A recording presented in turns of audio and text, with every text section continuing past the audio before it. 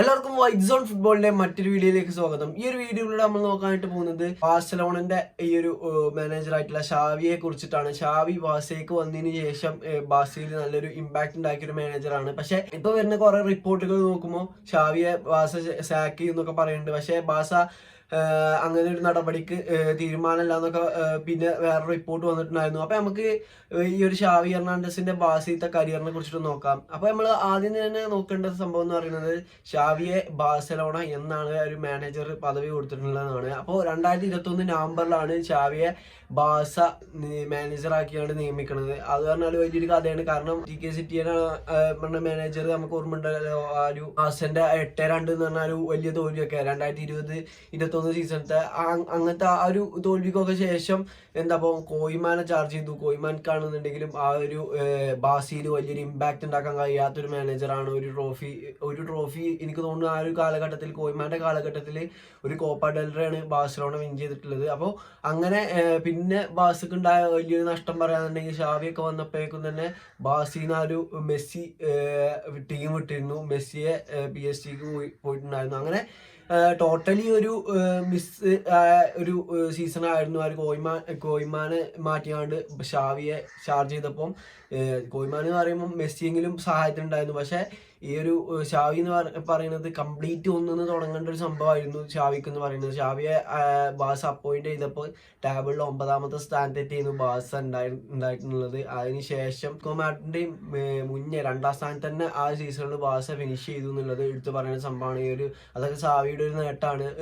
ആ ഒരു സീസണിൽ ആ ഒരു ഫസ്റ്റ് സീസണിൽ കപ്പൊന്നും ഷാവി വിൻ ചെയ്തിട്ടില്ല. പിന്നെ കഴിഞ്ഞ സീസണാണ് ഈ ഒരു ഷാവിന്റെ ഏറ്റവും നല്ലൊരു സീസൺ എന്ന് പറയാൻ കഴിഞ്ഞ സീസണാണ്.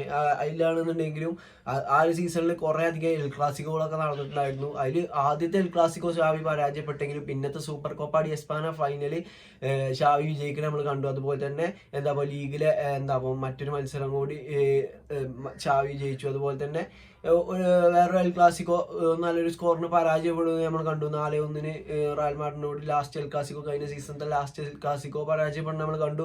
എങ്കിൽ കൂടി കഴിഞ്ഞ സീസണിൽ ഈ ഒരു റയൽ മാഡ്രിഡിനെയൊക്കെ അതിജീവിച്ചുകൊണ്ട് കഴിഞ്ഞ സീസണിൽ നല്ലൊരു നേട്ടം ഷാവിക്ക് സ്വന്തമാക്കാൻ കഴിഞ്ഞിരുന്നു. ലാ ലീഗ വിൻ ചെയ്തു. അതുപോലെ തന്നെ സൂപ്പർ കോപ്പ ഡി എസ്പാനിയും വിൻ ചെയ്തു. കഴിഞ്ഞ സീസണിൽ ഒരു നല്ലൊരു ആസ് യൂഷ്വൽ ബാഴ്സന്റെ കുറെ കാലത്തെ സീസണുകൾ നോക്കുമ്പോൾ എത്രയോ ബെറ്റർ സീസണാണ് കഴിഞ്ഞ സീസണിൽ ബാഴ്സക്ക് ഉണ്ടായിരുന്നത്. നമുക്ക് ആ ഒരു സ്റ്റാറ്റ്സ് ഒക്കെ എടുത്ത് നോക്കിയാൽ മനസ്സിലാവും. പ്രത്യേകിച്ച് ബാഴ്സന്റെ ആ ഒരു ഫൈനാൻഷ്യൽ കണ്ടീഷനിലൊക്കെ അങ്ങനെയൊക്കെ ആ ടീമിനെ കൊണ്ട് പെർഫോം ചെയ്യാൻ ഷാവിക്ക് കഴിഞ്ഞിരുന്നു. ബാഴ്സന്റെ ഈ ഒരു സീസണിലെ ഇതുവരെയല്ല 19 മത്സരങ്ങൾ കളിച്ചാൽ ബാഴ്സ ഈ ഒരു ലീഗ് ടേബിളിൽ 4ാം സ്ഥാനത്താണ് ഉള്ളത്.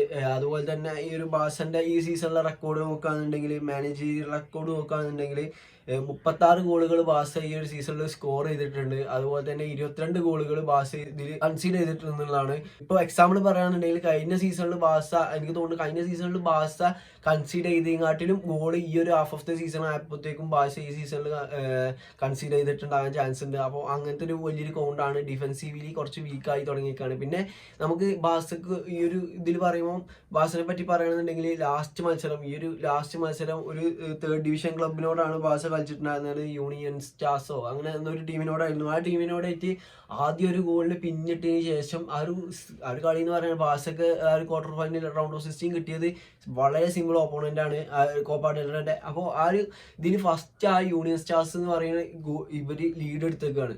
അങ്ങനത്തെ ഒരു മോശം ഫോമിലൂടെയാണ് ഇപ്പോൾ ബാഴ്സ കടന്നു പോകുന്നുള്ളത് വേണമെങ്കിൽ നമുക്കറിയാം. കാരണം 3rd ഡിവിഷൻ ക്ലബൊക്കെ വന്നുകൊണ്ട് ഒരു ഗോൾ ഫസ്റ്റ് അടിക്കുക എന്ന് പറയുകയാണെന്നുണ്ടെങ്കിൽ തന്നെ നമുക്കറിയാം. പിന്നെ നല്ല രീതിയിൽ ഒരു കംബാക്ക് ബാഴ്സ നടത്തി. 3-1 ബാഴ്സ ഒരു മത്സരം വിജയിച്ചു. ഇപ്പോൾ അങ്ങനെ കോപ്പ ഡെൽറേന്ന് ഈ ഒരു സീസണിൽ ബാഴ്സ എലിമിനേറ്റ് ആകാതെ ആ ഒരു മത്സരത്തിൽ നിന്ന് രക്ഷപ്പെട്ടു എന്ന് പറയാം. അപ്പൊ ഇനി ബാഴ്സക്ക് അടുത്ത മത്സരം ഇനി കളിക്കേണ്ടി വരിക എന്ന് പറയുന്നത് റിയൽ ബെറ്റീസിനോടാണ്. റിയൽ ബെറ്റീസ് നല്ലൊരു ഓപ്പോണന്റ് ആണ്. അപ്പോൾ ഈ ഒരു എൽ ക്ലാസിക്കോയിലുണ്ടായ 2 എൽ ക്ലാസിക്കോയിലുണ്ടായ ലോസാണ് മെയിനായിട്ട് ഷാക്ക് വരും എന്നൊക്കെ പറയാൻ കാരണം. പക്ഷേ ഈ ഒരു റീസൺ കൊണ്ടൊന്നും ഷാവിയെ സാക്ക് ചെയ്യാൻ ചാൻസ് ഇല്ല. കാരണം ഷാവി വന്നതിന് ശേഷം തന്നെയാണോ ആ ഒരു എൽ ക്ലാസിക്കോയിലൊക്കെ നാലെണ്ണത്തിൻ്റെ ലീഗിലൊക്കെ എൽ ക്ലാസിക്കോ ഷാവി വിൻ ചെയ്തിട്ടുണ്ട്. അങ്ങനെ കഴിഞ്ഞ സീസണിലാണെന്നുണ്ടെങ്കിലും നല്ല രീതിയിൽ തന്നെ പെർഫോം ചെയ്തിട്ടുണ്ട് തന്നെ. ഇനിയും ഷാവിക്ക് കുറെ ടൈം കൊടുക്കാൻ ചാൻസ് ഉണ്ട് ബാഴ്സലോണ. അപ്പോൾ ഇതൊക്കെയാണ് എനിക്ക് ബാഴ്സ അണ്ടർ സാവിന്റെ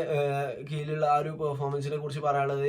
ഇനിയും ടൈം കൊടുത്താൽ എനിക്ക് തോന്നുന്നു നല്ല രീതിയിൽ തന്നെ ഒരു മെച്ചപ്പെടാനുള്ള മാനേജറാണ്, അല്ലെങ്കിൽ മെച്ചപ്പെടാനുള്ള ഒരു ടീം ബിൽഡ് ചെയ്യാൻ ഈ ഒരു ഷാവിക്ക് കഴിയുമെന്നുള്ളതാണ് എൻ്റെ വിശ്വാസം. അപ്പോൾ ഇന്നത്തെ വീഡിയോ ഇത്രയുള്ളൂ. ഈ ഒരു വീഡിയോ നിങ്ങൾക്ക് ഇഷ്ടപ്പെടുകയാണെന്നുണ്ടെങ്കിൽ തീർച്ചയായിട്ടും കൂടെ നിൽക്കുക.